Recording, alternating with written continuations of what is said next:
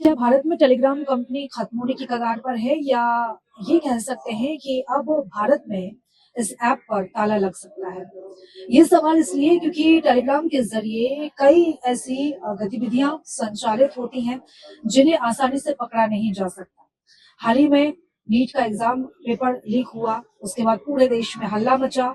अब 21 जून को रीनीट का एग्जाम है और सरकार ने एहतियातन कदम उठाते हुए 22 जून तक टेलीग्राम ऐप को अस्थायी तौर पर बंद कर दिया है और 30 जून तक जो मैसेजिंग एडिट जो फीचर है इसका वो भी जो है 30 जून तक बंद रहेगा। जो स्कैमर्स हैं, जो अवैध गतिविधियां हैं वो रुक जाएंगी, लेकिन कई लोग ऐसे थे, उनका ये कहना था कि जो स्कैमर्स है वो दूसरे ऐप में सिर्फ शिफ्ट हो जाएंगे, जिससे अगर अवैध गतिविधियां संचालित करनी है तो वो अपना कोई दूसरा माध्यम जो है उस दूसरे माध्यम के जरिए इस तरह की हरकतें करेंगे।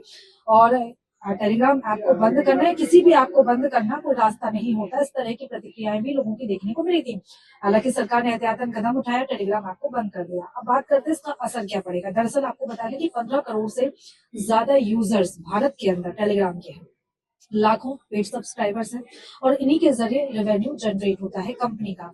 2025 की बात करें तो 870 मिलियन डॉलर का जो रेवेन्यू था वो जनरेट किया था कंपनी ने, टेलीग्राम कंपनी ने, और इसी के साथ ही 220 मिलियन डॉलर का नुकसान भी कंपनी को उठाना पड़ा था। लेकिन भारत के इस कदम से अब कंपनी की विश्वसनीयता पर भी सवाल खड़े हो रहे हैं। वैश्विक स्तर पर कंपनी की साख इस समय दांव पर लगी है, तो ऐसे में अब आगे रेवेन्यू जनरेट करने पर कंपनी को काफी दिक्कतों का सामना करना पड़ सकता है, क्योंकि देखिए विश्वसनीयता कम हुई है और ऐसे में अब किसी भी देश में कोई भी देश अब इस ऐप पर इतनी आसानी से भरोसा तो नहीं कर सकता। लेकिन इसी के साथ ही हम बात करें तो इस कंपनी के सीईओ ने सोशल मीडिया प्लेटफॉर्म पर पोस्ट भी किया था और उन्होंने पोस्ट के जरिए ये कहा था कि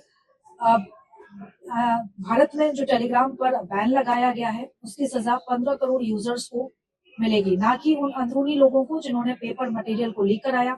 लीक रुकेंगे नहीं और बैन लगने से स्कैमर्स दूसरे ऐप्स पर शिफ्ट हो जाएंगे। ये जो पूरा पोस्ट है ये सामने आया।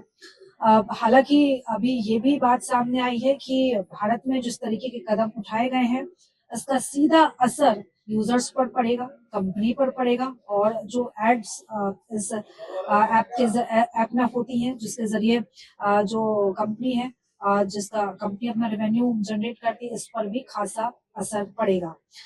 तो आप क्या सोचते हैं इस बैन को लेकर और इस पर जो असर पड़ रहा है इसको लेकर? हमें कमेंट करके जरूर बताइए।